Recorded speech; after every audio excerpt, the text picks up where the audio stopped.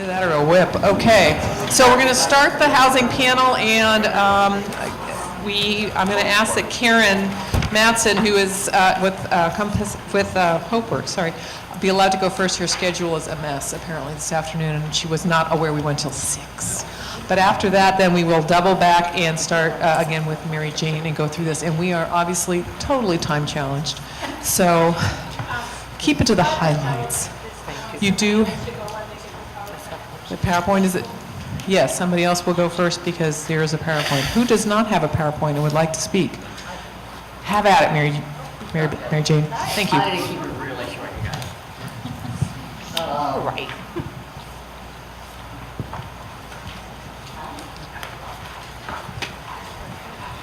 Thanks so much for giving me a chance to talk. I sort of thought, like, okay, this time is going down, down, down. That's not a bad thing for me. And so what did I feel like were the most important sort of points for me to hit on? I think you're hearing from a lot of providers in the community about what services they have, the partnerships they have, a lot of the strengths as well as the gaps. But what I had to reflect on as we've been talking over these last several weeks about the issues that we're facing in Snohomish County is basically year over year, for probably 30 years now, we have fewer and fewer dollars to provide lower cost services that were designed to address a trifecta of human needs: homelessness, chemical dependency, and mental health issues. And while those dollars to address those needs from the federal and state levels have been going on, the needs themselves has not been going away. And what we've been seeing here and seeing heard over and over again testimony to is that the needs are now being, that we have higher cost systems that weren't designed to address those needs, trying to address them and doing their best to do it. And I, for one, appreciate that they're doing it in the absence of anything else, whatever shortcomings that may result from that. So what's the result of that? That basically we're spending more and achieving less. We have to turn that equation around, and I think we have the capacity here to do it. There's sort of, there's a tendency when year over year the federal and state commitment to the common good decreases, and make no mistake, the federal commitment and the state commitment to the common good is decreasing, and it's continuing to decrease, and that's not a partisan statement, that's a statement of fact. So that means that we all have to do some things to kind of address that. There's a tendency to look for magic bullets, and there's some terms that have been thrown around lately and have been thrown around so much that they have become to be almost meaningless because so many people are using them to mean so many different things. And some of those terms include things like rapid rehousing. That's going to save the day for no cost. No matter how you define it, it's not. It's something you need to have in the arsenal. We all need to have in the arsenal. It's not going to solve things. There's a discussion about housing first as a programmatic model. Now, housing first, that term means so many different things in so many different segments of the human services community, is that it becomes really challenging because we think we're talking about the same thing and we're not. So for me, at the most basic level, what does housing first mean? It means that human beings can't move forward in addressing the other needs in their life unless they have a place to live. I think John put it really well. What happens with people who are living on the streets right now is what they wake up every morning saying is, where do I sleep tonight? John said the purpose of the Everett Gospel Mission is for people to wake up every morning and go, what do I want to do with my life? And have the supports, the human beings and the services there to support them. I think that that is a good paradigm and one that we need to be working towards. So to the extent that we are talking about, let's get a roof over people's heads so they can stop worrying about that question, because it's all they will worry about it until they have an answer to that, to being able to get to a place where they can say, what do I want to do with my life, and have the services and the resources and the people there to guide them through those services according to their plan and what they want to do, which brings us to that other term, wraparound services. And so I'll give you sort of my definition of what we're talking about. It's just not a term, it's an approach. And I've heard what we're talking about is an approach that treats human beings with dignity, that is centered on their wants and needs and their aspirations, that helps them identify what those are, identify where they are, where they want to go, and provides the helping support and the services needed to get from where they are to where they want to go. And for every human being out there, those look different at different points in time, and we've got to be able to be situated to do that in a way that we all understand what that is and can convey it. Because what we have right now is that on the ground, a lot of human services agencies have come together to form partnerships to meet needs at their level, but what we have is fragmentation, and folks don't know necessarily where to go. So they find out by word of mouth, they find out by talking to other people, they find out because they happen to stumble on a particular service, they find out through serendipity where to go. So that's an issue for us to be addressing and solving. So having an approach be client-centered, building on people's natural resiliency. Everybody, including every person who's out in the street, has some natural resiliency, some strengths on which we can help them build and capitalize in order to be able to move forward in their lives. But it's got to be in a way that they want to move forward and are ready to move forward. And that's a challenge and the raison d'etre for our helping professionals, is to help folks figure that out and move from where they are to where they want to be by giving them the right services in the right amount at the right time. Sometimes you have to help assertively engage folks. That means that it's not always the case that if you build it, they will come, although sometimes when you build it, they do come, but sometimes the folks who need it the most have the least ability to come to where you built it. So another sort of critical thing to take consideration. What have been some of my takeaways as we've been listening to this? The problems that we're talking about here are not unique to Snohomish County, and they are not unique to Everett, but we are in many ways uniquely positioned to address them. The very fact that this group has been coming together and meeting is a reflection of that. This is a community that's large enough to have resources and small enough to still have people who can communicate and connect with one another. We need more dollars. Certainly you've been hearing that from folks, but as important as we need more dollars, we need the dollars we have to be more flexible in their use in order to meet needs. Right now, all of us, whether you're government, whether you're a private nonprofit, whether housing, doesn't matter who, the amount of time we spent proving that we spent dollars the way someone wanted us to spend them, whether it met the need or not, is horrendous. Everybody should be upset about the amount of time and money and energy we have to spend on that, because every minute we spend on that is a minute we spend on not addressing needs. And sometimes it's in response to regulations that are so Byzantine that they are impossible, literally impossible to follow. So I also think we cannot look to just the federal government and the state government to come in and save the day on this with those additional dollars. First of all, as he said, there's year-over-year decline in dollars that are dedicated at those levels, and there may come a point where that does not happen, where some of the issues become so dire that at a national level we decide once again we have to do something. But nobody in this room, I'm hearing, wants to get to that point in this town, and I don't think we need to. So I want to add that. The other reason is because those dollars are so very fragmented. We're talking about trying to create a whole cloth from which people can help build their lives, and I guarantee you if we are relying on state and federal dollars, we will not be able to get there. So we've got to get some of those dollars coming here locally. That are, the one question was asked, do we need it for housing preservation? Yes, absolutely. Do we need it for housing construction? Yes, absolutely. And you heard from Ken at the last meeting about how we need to look at new and exciting ways to construct that housing, and we need it for services, and we need it for people to help guide folks through those services. And we've got lots of different terms by which we call them, case managers and advocates and navigators, and me personally, I don't care so much about the term as long as we can agree on an approach and a direction and where we're trying to go, and that people understand who those helping professionals are out in the community and what they're there to do and help people do. So, okay, let's just figure out what are we going to do collectively to figure out how we move people from where do I sleep tonight to what do I want to do with the rest of my life. If we can do that, and I think we can, I think we have the resources, the people, and the commitment to do it, then we will address the trifecta issue, whether others come in to save the day or not. So that's my 2 cents. Thank you.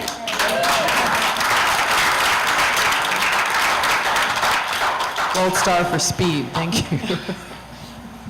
So there actually is no PowerPoint loaded up, but we're going to, for Karen, but we're going to ask Karen, why don't you come on up? There is apparently, rumor is, the Housing Hope presentation is actually in your packet, so she's going to speak to that. Mary Jane's a hard act to follow.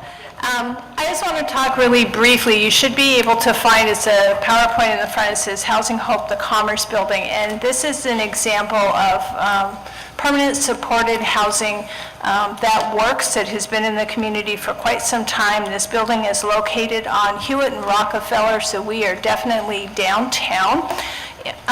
We have 48 units in this facility. 29 of these units are what are called SROs, single room occupancy. They have a little refrigerator and a burner, but it's a shared kitchen and it's a shared bathroom, and it's for individuals who are homeless at entry, meet the definition of homeless, and have an income of 30% AMI, average median income. Is that right? I just throw out AMI all the time.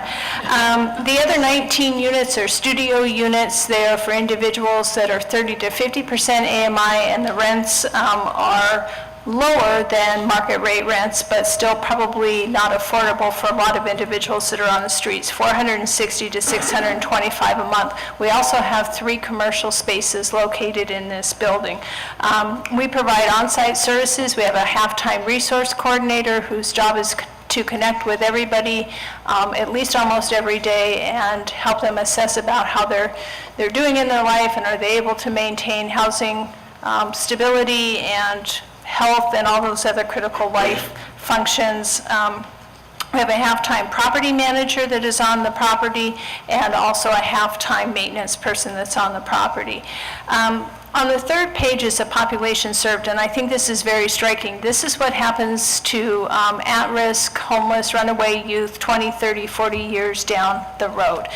So these are the folks that are served in the 29 SRO homeless units. Notice that 98% have what HUD calls a condition, so a significant life-impairing condition. That's really high compared to the rest of the population. They are also an aging population, and I think it's because we're an aging population in general, but it's definitely showing up in this housing. Primary source of income is SSI and SSDI, and most folks have an income of under $750 a month. If you were trying to purchase housing in this community with that income, and you can't get into affordable housing, it's not going to happen. That's not enough income to buy you housing in this community. The funding behind this property, Housing Hope purchased and rehabbed it in 1995, and it's a very complex mix of funding, and I put it on here because it is very tricky and difficult to develop affordable housing. You have to have multiple funding sources, and they come with all kinds of commitments that we are still held to and responsible to. This particular building is on the National Register of Historic Places, so any capital improvements that we do has to comply with their requirements, which makes it interesting. Fortunately, City of Everett has been amazing to work with and has been very creative in helping us fund those improvements and still meet the expectations. So if those of you who have seen the Commerce Building, there are a lot of windows in that building. So when we did energy efficient windows, we actually had to take each window pane out. They took them off site, they refurnished all of the window panes, the frames, and then put weatherized windows panes into them, and then put them back into the windows again. Everybody's very warm right now, and we're saving a lot of money on electricity, but it was an interesting project. Funding support services, City of Everett, Snohomish County, and also the Everett Housing Authority, because this is a unique project called a mod rehab project. There's only a few in the state. It was money used to rehab it. The Everett Housing Authority is the subsidy portion of the rent for the folks in those 29 SRO units, and then they also support some of the property management cost involved. We face a lot of challenges. We are a smoke-free facility. There's a 25-foot smoking rule, which puts us out on the sidewalk in the middle of the business sector. We also live in or have our facility in a part of the community where there are bars and taverns with some pretty inexpensive drinks that pose quite a risk to our folks who are trying to stay in recovery, but it also offers a lot of interesting clientele trying to get into our facility on a routine basis. And, you know, we share space with other commercial businesses, and they want people to come to their business. So we have to spend a lot of time negotiating how our residents can have good behaviors to be good neighbors. The aging population, I think, is just something we're going to have to address in general with the homeless population.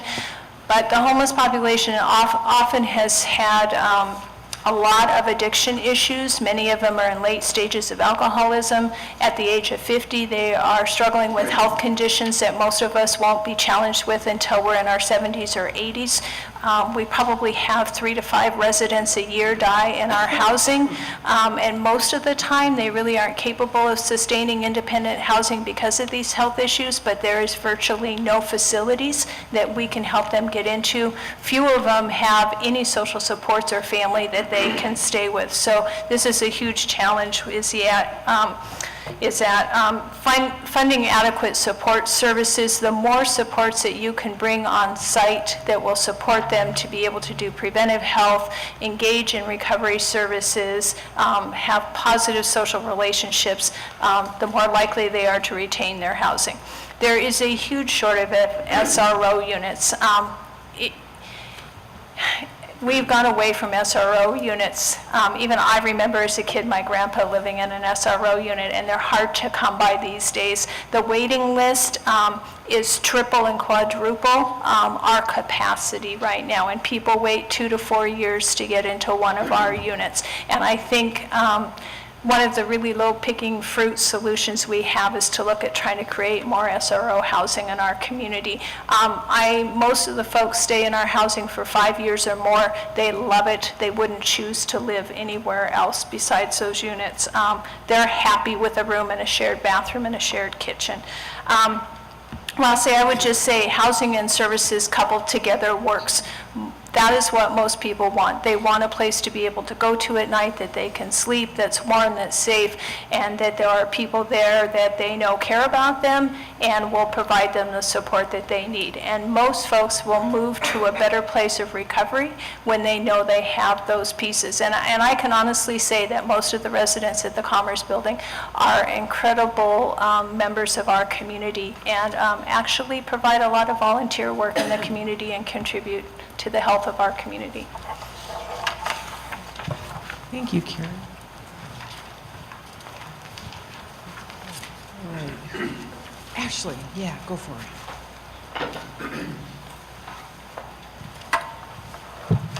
Hi again. I'm going to try to fly through these slides. I've got 9 slides. I've got 9 minutes, so 1 minute a slide. That's good math there. Everett Housing Authority's housing resources are sort of in 2 buckets there. We've got federal resources and local housing resources. At the federal level, we're authorized to issue 2,539 housing vouchers, housing choice vouchers. These are the so-called Section 8 vouchers, and we have 621 public housing units. And given the direction of our economy and pressures on the federal budget,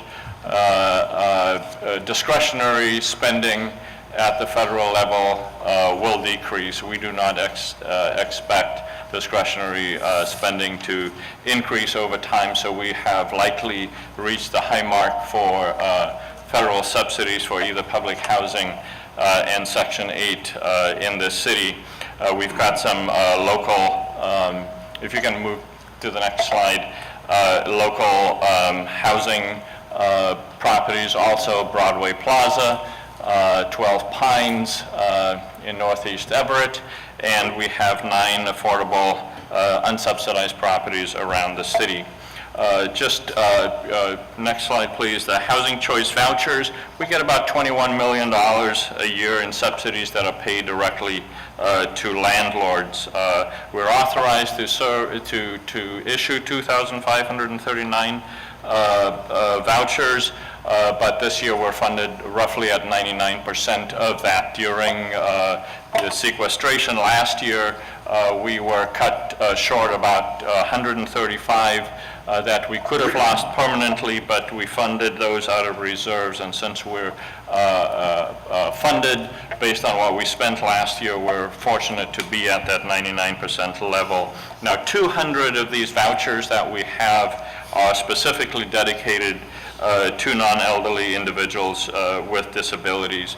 And then a key part of what we can do with these Section 8 dollars is 20% of our budget, our Section 8 budget, roughly $4 million, we can project-base them, attach them to units, and create partnerships with local housing providers so that their households that they serve can have subsidized housing. Now, our housing portfolio, we have 1,065 units around the city, and some of these properties you may know if you can go to the next slide. Baker Heights is our oldest property at 244 units. It's 71 years old and in need of replacement. Grandview, Bakerview, and Pineview are bolded there because right now we're in the process of converting all of those units away from public housing to Section 8 project-based units. And then we have scattered sites homes around the city, about 44 units. We have 3 tax credit properties, including our newest property that we had a grand opening for, Pivotal Point, last week, and we have 144 units spread through affordable properties around the city. Now, I have a slide in here about demographics, if you can go to that. We have 3,125 subsidized households, and when I say subsidy is that their rent is based on their income, 30% of their adjusted income, and the rest of their rent is subsidized through federal subsidy, either public housing or Section 8. 1,388 single adult households are part of this, so about 48%, 52% of all heads of households that we serve have a disability. 76% of residents in single adult households have a disability. So a lot of the folks that live in our properties, especially in our single adult households, have disabilities, and these are the folks that may have had problems in the past living on the streets, and so we serve a large portion of this population, and we have a growing number of households with mental health conditions. And you don't have to click on the link there to go to the demographics. In the back of the handout, there's some just breakdowns that you might find interesting in terms of the size of households that we serve, the folks who are elderly, the folks who are disabled, and percentages of those. Now, we have 2 properties that are, really not really high-rise, they're mid-rises.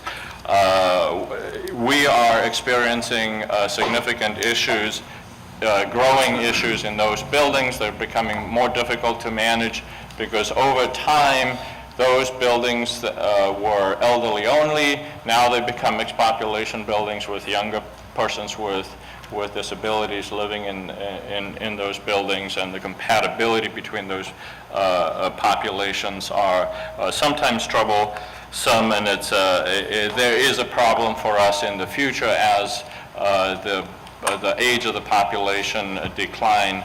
These may become unsuitable for elderly.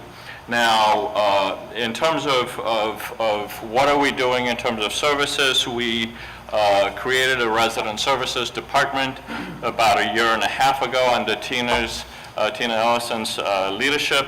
The focus of this department is self-sufficiency, quality of life, and housing stability. And housing stability for us means making sure that we do not contribute to the problem of homelessness, so that we can intervene in issues before somebody gets to the point where they may be evicted.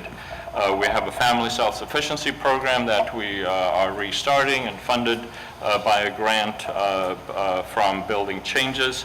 We have a Hope Options program that is an intervention program for elderly households with disabilities. And these folks, they don't only serve, Hope Options doesn't serve just our resident population, they serve populations around Snohomish County and intervene in crisis situations to prevent homelessness. We also have family support services coordinators in our family communities, and in the high rises we have service coordinators who work and provide services in these properties.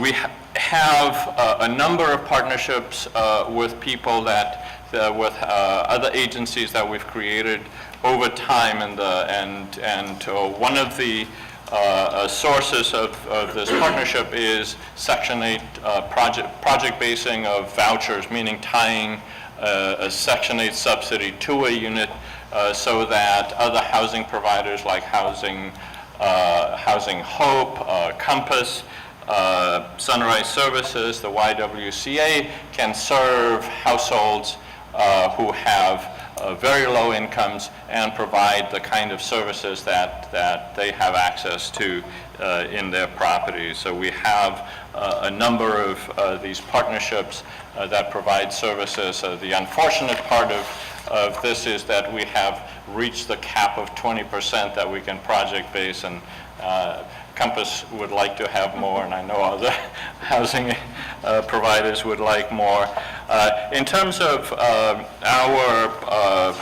the resources that we have, our housing resources, our public housing properties are aging and are in need of investment. Baker Heights is the largest property that we have, 244 units, 71 years old, and the rehab cost for that property is right now between about 90 to 95% of replacement costs. So in the next few years, Baker Heights, we will have a solution for Baker Heights, and Grandview, Bakerview, and Pineview are good candidates for rehab, and through a program called the Rental Assistance Demonstration Program, we're converting those public housing units to Section 8 project-based units and tax credit properties. Scattered sites, the 44 units that we have are incredibly expensive to manage and maintain. We will likely sell those properties in the next year or two, and then transfer the subsidies to other properties around the city, or a property around in the city. And then with our affordable housing program, they are in need of rehab. There's no replacement reserves for them, but as part of a refinancing project, tax credit refinancing project, together with a public housing property, we are able to invest quite a significant amount in order to rehab those units. The affordable program and about 315 units over the next year and a half. We will be investing about $20 million in construction to ensure that these properties are viable over the long term. So just briefly to summarize our strategic direction in the future, we want to essentially preserve what we have and grow the resources that we have so we can meet the affordable housing needs in the city of Everett. So we want to ensure the long-term viability of viable properties, hence the $20 million investment over the next 15 months. We want to replace the non-viable properties like Baker Heights. We will either transfer those subsidies elsewhere, or we will try to get tenant-based assistance to replace those units that will be lost. We want to deconcentrate subsidized housing in the northeast part of Everett. We have 650 subsidized units north of 15th and east of Broadway. We want to create mixed income communities through acquisition and the spreading of housing subsidies, and a dream of ours is to become independent of federal subsidies, but we will become less dependent on federal subsidies over the next few years. And part of what we will be doing over the next year or so is to define our agency's role in meeting the 20-year projections of affordable housing need in the city of Everett, which is estimated to be over 7,000. It's a tall order. We cannot and will not be able to rely on federal and state resources in the future. We'll have to develop those through local sources, and that's one of the key things that we will try to pursue together with the Housing Consortium of Everett and Snohomish County. So thank you. Thank you, Ashley. The next person on your agenda says Vicki Howell, but I believe Lisa Hunt is here in lieu of Vicki today from Catholic Community Services. Thank you, Lisa, and welcome. Okay, I'll try to make it brief, and I can talk really fast too, so we'll try to get through this. I'm Lisa Hunt. I'm the Associate Housing Director for Catholic Community Services. I've been in housing programs since 1990, and it's a deep passion of mine for personal reasons. CCS, all of our housing programs are supportive housing programs, and we began doing that in 2006. We had one 12-unit project that we worked with that was partnered with our sister agency, Catholic Housing Services. But since then, we have just expanded greatly in that area. We offer short-term supportive housing, mid-range supportive housing, and then permanent supportive housing. All of our programs we model after Housing First, but we have 135 slots of housing that are true Housing First slots. And what that means is that we will take the clients right off the streets, we put them in housing regardless of what their barriers are.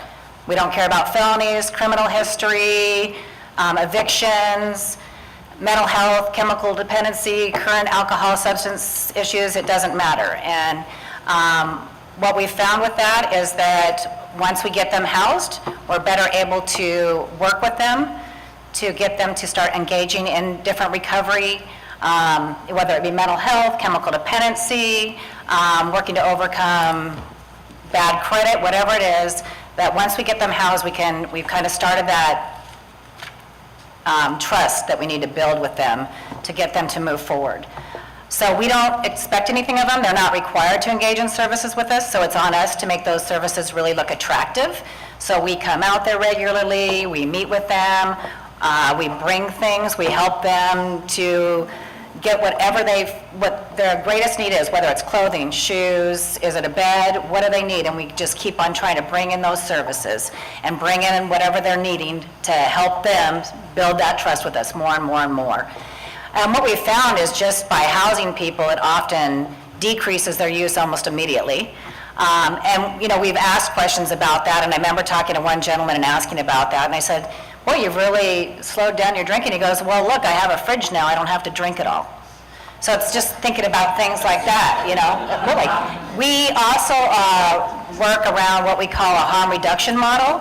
So we want to lessen the harm, whatever that be. Whether they're not being safe when they're using, whether they're bringing in a bunch of people that are going to cause them to lose their housing, because that's our number one thing, is to keep them in housing. Everything else is secondary to us. And we're not able to do this without very close partnerships with the landlords. So it's taken a long time to be able to establish these relationships with the landlords in order to do Housing First. Because we don't have buildings, we're using scattered sites. So all of our housing is through private landlords that we've worked with through the years, and we started very slowly. Maybe they'd give us one or two, and it's about quickly addressing the issues. Whenever they have a problem, landlords first. We say housing first, landlords first. And trying to really work hard to advocate not only for our client, but for the landlord, and really to come to a peaceful resolution for everybody and keep the client in the housing. Sometimes we've had to move people 2 or 3 times in order for them to be successful, and that's another difference with us, that if the client has behaviors that are causing them to lose their housing, whether it's bringing a bunch of people over, or loud noises, or not keeping the unit clean. We'll work to put them to a better location for them and for the landlord, and then we will, what happens with that is we can kind of show the client, based on their own behaviors, what happens if they don't follow the rules and regulations of the lease, or that they bring their friends in, or whatever it might be that they're doing to cause potential loss of housing. So we'll rehouse them and then start working around them on, okay, well, here's the issue, how do you think you're going to solve it? So we never tell clients what to do. We really, through conversations, motivational interviewing, coaching techniques, we really work with them to see kind of what their issues are, and then we help support them around that. So if someone is doing something, we'll bring them in and say, well, what do you think the issue is? How do you think we can solve this? What could we do differently? How can we help support you in that?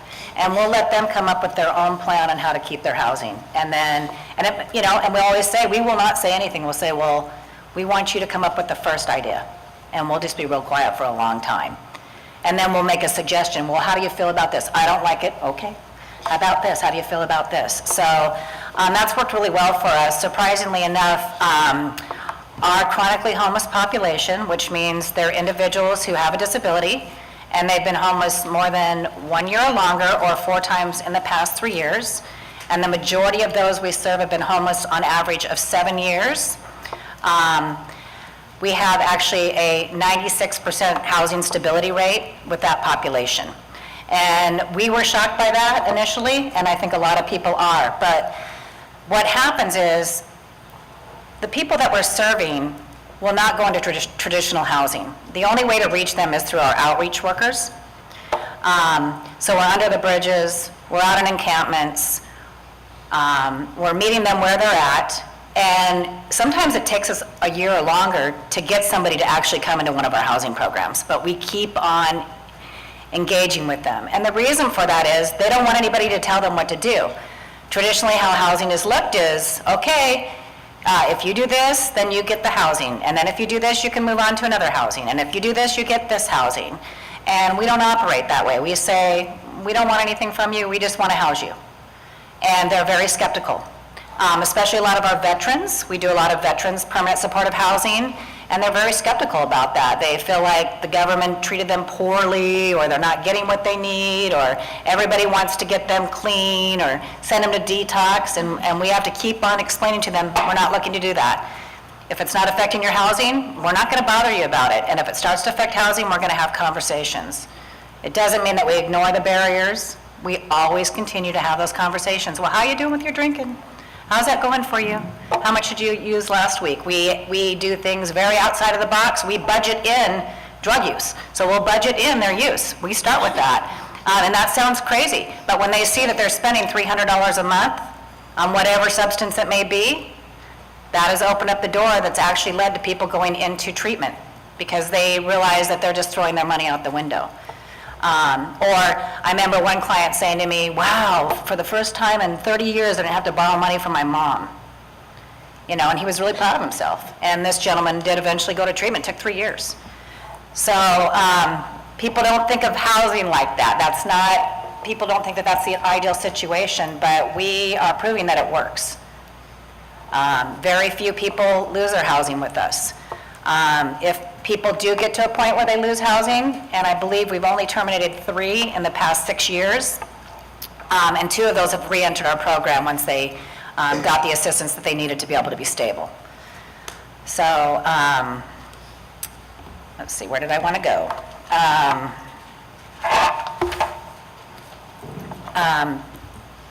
We work with clients that when they first come in, the longer somebody's out, I think everybody knows this, the longer somebody's out on the streets, the harder it is and the more trauma that they go through. So they often come in with very, very, very low self-esteem, really no self-worth. They're very hopeless. They don't feel like anybody cares about them. Some of our beginning goals are as simple as, I'm going to be up and dressed when you come in the morning. I'm going to have my hair brushed. I'm going to walk to my mailbox 4 times a week. It's about learning to acclimate just to their apartments. We house people that have been in tents for 19 years, so they don't really know how to live in an apartment or in that setting. They're not used to being able to have neighbors and having to worry about noise and those type of things.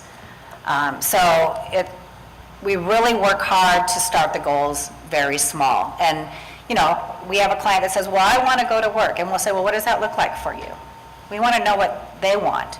And then just getting them to really start with where they need to start and just helping them to get to that place. And we don't care if it's like this or whatever it is, to help them get from where they're at now to where they want to be. And I housed a woman about 2 years ago, and she was 38 years old. She did not have custody of her children any longer, and the provider that sent her my way said she'll need permanent supportive housing for the rest of her life because she doesn't have any coping skills, no life skills. She has severe mental health. She's been in and out of clinics for years and hospitals, so she's going to need this permanent supportive housing forever. We brought her in, and we started working with her on self-esteem issues. And every week we'd come out and we're like, oh, you're a rock star. You know, we just really cheerlead for them. We're their advocates. And I'm not going to go into everything, but fast forward just a year and a half later, she was in school part-time. She started a mental health support group for people like her. She now has shared custody of her children with their grandparent. She is now working part-time. And my favorite thing about her is she was going to school full-time and she was living in a tax credit property, and they don't allow full-time students generally. And she said to me, there's got to be something different than that. Certainly there's got to be an exception for people like me who have a disability. I said, well, you may be right. You know, we could certainly do some research. She goes, no, just give me the number. And I'm just like, whoa, this is a girl when I first went in wouldn't look up at me. And I said, okay. And a week later, she called us to let us know she talked to them, and certainly there was an exception, and she's able to stay in that unit and be a full-time student. So this self-advocating that she does now is amazing. This is a person that the provider at the time said, oh, no, she's never really going to go anywhere. She's just going to need subsidized housing forever. So she'll be graduating in a few more years, and she's well on her way to self-sufficiency. And it's amazing to watch her with her children and really get that interaction. And another gentleman that we housed about a year ago was a schizophrenic who was not on medication. He weighed about 120 pounds soaking wet. He had audio and visual hallucinations. He was very dirty. We found him under a bridge. And then we found him again sleeping in a storage unit. And we began engaging with him. He'd been through just about every housing program in the county at that point and hadn't been successful. We brought him in. We started intensive case management twice a day with him. When I first took him to the landlord, and he stood up and his pants fell down to the ground, but it was a landlord I've been working with for a long time, so we just helped him pull him back up, and she let us house him. We did have to rehouse him 3 times because of his mental health issues. And now he is on medication, connected to services, and he just began to see his girls again. He hadn't seen them in over 6 years because he was estranged from his ex-wife because of his mental health issues. And now he's seeing them every other weekend. And now he has a reason to live. And it's just, I mean, it goes on and on and on like that with our programs. And just seeing the change, the long-term recovery that happens, those who get clean and sober. Again, just like Karen's talking about, giving back to their communities, volunteering, caring about their communities. This is the people that people step over. And we don't. We come out, we greet them, and we say, hey, what's your name? The other day I was running out of the office because I've been seeing this gentleman, another amputee, in a wheelchair, and I know he's homeless, and I keep trying to grab him, and I finally grab him the other, oh, hold on, and I ran out the door and got him, and I'm going to work on housing him. I know he's been homeless for about 6 years, so, you know, that's what we do. We're just out there all the time looking for people that really need our services. We serve about 1,300 a year now. We have, Will you close yeah, up here? I will. want We have to get to 16 know. housing case managers that support the clients.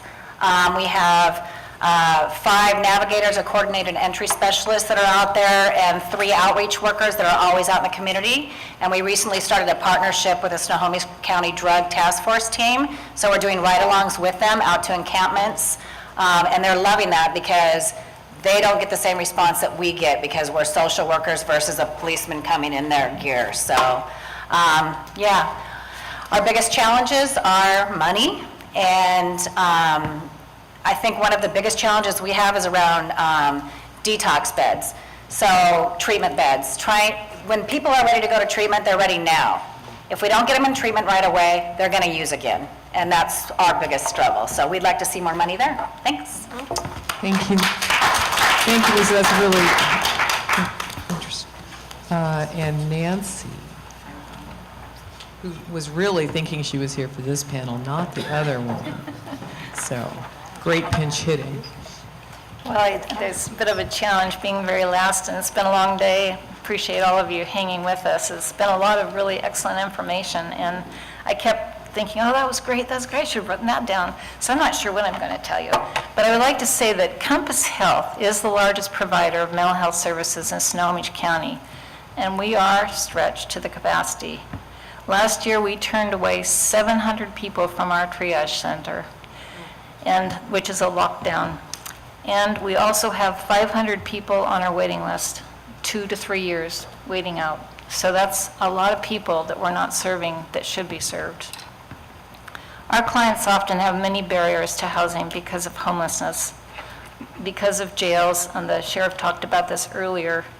And it's really hard when people get placed into jail with a mental illness. And as he shared this morning at the consortium meeting, they end up in a segregated unit, isolated from everybody else with mental illness and delusions and whatever else is going on. It's a really kind of a cruel system, and it's a system we need to change.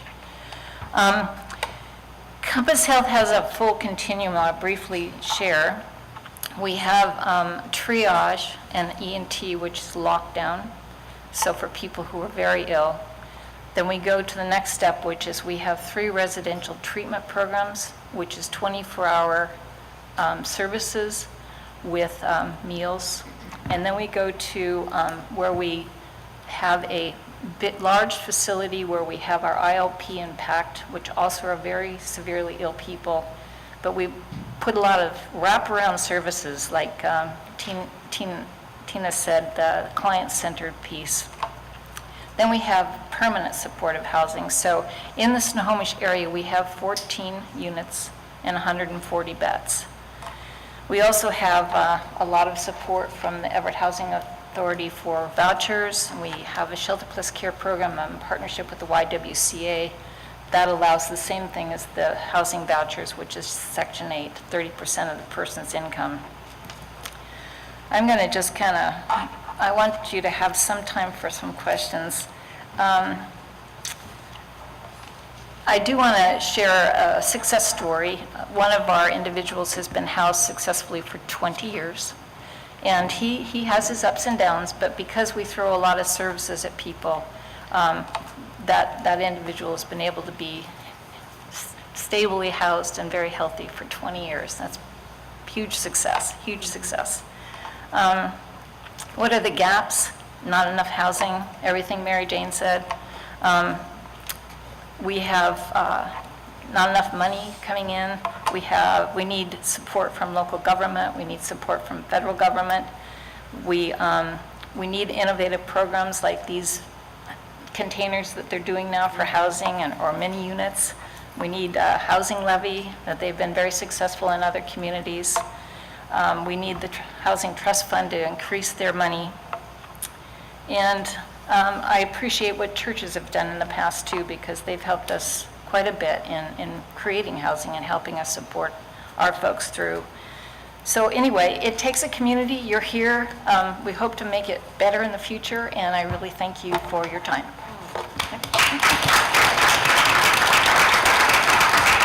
Thank you, Nancy, and thanks to everybody on the panel. Again, it's that fire hose feeling where you're at the receiving end of a whole lot of information, but it's important stuff for us to hear and try to think about. Again, I will start asking questions unless other people have some with the, we'll try to, will people be willing to stay until like 5 after 6 if we have some questions to keep going here? Anybody going to walk out on me? 6? Okay. Thank you. Alan? Yes, I just have a question. What's the wait list, or is there a wait list at Catholic Community Services? What I'm going to say about the wait list is that we are moving over to coordinated entry. I don't know if Mary Jane's ever spoke about that. And what that's going to do, it's going to do a vulnerability assessment across the board, because what we want to do is we want to make sure the highest need, that need the permanent supportive housing are going to have access to it, and that others that might have a lower level of need are getting into the right housing. So currently, we have a wait list of about 300. But our most recent slots go off vulnerability assessments only, so we access immediately for those clients. And with the coordinated entry that's going to be starting, that's what's going to happen. The highest need will go into permanent supportive housing. Those with lower level will be looking at either some of our midterm or shorter term housing, and we're very excited about it because we need to get the right people in the right housing placement because resources are so rare, and we just don't have enough. So. Thank you. Other questions? I had a question for Ashley, and that is, to what extent is the Housing Authority focusing on preservation of housing that may be at risk, and maybe there's not a big issue in this community of housing that is currently affordable to low-income people, but is at risk of being redeveloped, in which case folks will no longer be able to afford it. Is that a big issue in this community, and is it one you're focused on at all? You know, we are aware of some affordable housing that may be lost out of the inventory of affordable housing, and we are pursuing acquiring those units in the city of Everett and in unincorporated Snohomish County in our jurisdiction, and so we will be doing that. In fact, you know, probably later this month we will be acquiring up to 200 housing units that are affordable. Thank you. And I had a question for, one of the things that we've been hearing from on the criminal justice side is the cost of the jail services going up and up and up, and especially if folks have mental health needs in the jail, it's extremely expensive to house them there, and that's on the city's dime. To those of you who are doing the permanent supportive housing, you're housing them, you're bringing all these services in. Can you? I have read articles that suggest that that is still vastly cheaper, even if you're bringing in these services and you are housing them. It is cheaper than the price of keeping them in jail. But I was wondering if you have seen data to that you could share with the group, just that cost comparison. Where does the city spend its resources on jail, or supporting you guys, or what? I've seen a report from Los Angeles where they launched something called Project 50, which was to identify 50 chronically homeless individuals and identify what services they need and provide those services. Because as you're hearing, everybody's trying to put service packages together. It's a lot easier said than done, and getting the right service in the right amount, the right time is an issue. So they made that commitment, and I can get you the report to send out to folks, and did a cost analysis of what that was costing versus use of more high-cost systems, which I believe, it's been a little while since I've read it, but I believe included both criminal justice system and emergency department, much higher cost and higher ticket items, and in fact are seeing significant cost savings from doing that. So I'm happy to send that on so you can share it with the group. That'd be great. Thank you. I just wanted to add to that. I will just tell about one gentleman that we house and has been in jail 37 times since January 1st of this year, and had to access the emergency room over 25 times, and knew all the CHC clinics knew him by name. So I can guarantee you that since we've had him, he's with regular medical care, and he's not accessing all those places anymore, and he hasn't been in jail since he was housed. Thank you. Bob, you had a question or a comment? Yeah, just an observation and a request. One thing to keep in mind, though, those sources of dollars aren't always fungible to be able to move to one place or another, and that's why MJ said that flexible dollars are the things that are most needed. I think this is the last meeting in which before we start talking about solutions, I think it's important that all of us think about this in a systems approach. We've seen over the past few weeks snapshots of this big complex system that's really hard to describe and understand. And I won't go into, I'll save for another time, some of the things, but that we've heard today and heard other days, that when you consider those, I'll just give one example. Some youth leave or are forced out of safe housing and away from adults who have been looking after them today, and nobody else will move into those beds in those houses. And there's a whole series of things like that that we have heard, and when you think about what's happening in this big system, it maybe will cause us to take a different approach than just trying to solve different piece parts or looking at different pieces. Two aspects that we haven't talked about, and I think of Julie Zorn from the medical center as an example. From all across the city and all across the county, ambulances are bringing people into the city, into the hospital. Many of those are coming or are identified to come here because people who see a problem, see a medical problem, see something they think is dangerous with an individual who has a substance abuse issue, they know if they call 911, something will happen right away. Either that person will go to jail or that person will go to the hospital. And neither the jail nor the hospital, all of our hospitals or the medical center, have resources to be able to send the people back. And so they're drawn here that way. This is also a county seat, and because it's a county seat, many of the services that are available for, and the largest city, and many of the services that are available for individuals who are homeless are here. We don't have the dollars to be able to take those services oftentimes out of the city. And the third piece, and I mentioned the jail is also one. People are coming here while they're part-time, while sometimes there are resources to get them back home. They don't necessarily want to go back home. They may have been precariously housed there, and they see opportunity here. And so these there's some big dynamics that are happening here if you look at this from a macro sense. And then there are a lot of smaller things that are happening that I think we have a potential to have a bigger impact if we consider those. Thank you. That's really good food for thought right there. Other questions for the panel or comments, Tina? I was just going to say, I think what you said, Bob, that's really important, that when we get to the solution base, because Julie and I have met, it's just that, that I didn't know is ambulances don't get paid unless they go to a hospital. And so there's some procedure and policy and changes to come together as a community to really have that impact, because that's a business, and they can't, so they couldn't even take someone to Evergreen Manor if that was the appropriate place, because they wouldn't get paid. So there's a break in how our system works not well together, that we should support the hospital and medical field at being more efficient. Good point. Other comments or questions for today? One thing, our next meeting is actually focused on what successes, it's primarily focused but not exclusively on what successes other communities have been having in tackling these same set of issues about crime in their downtown areas, about homelessness, and trying to find solutions to address the needs of homeless populations in their urban centers. We will be hearing at a minimum from folks in Tacoma and Seattle, potentially from folks in Bellingham. And we're also going to bring in a couple of just sort of speaking and very summary high-level reports on some of the best practices that some of you have identified for us here at the table. And we'll also then do the look forward about how we're going to do that deeper dive into the solutions that you would like to come out of at the end of meeting, I guess 8, since I have to write the report and you have to look at it at meeting 9. So that's sort of the direction that we're heading from now. So unless there's anything further, I want to thank everyone again for really listening, and for the speakers today. Can we have one last round of applause? Some amazing presentations. So thank you, everybody. We will see you again here in 2 weeks. Go Seahawks.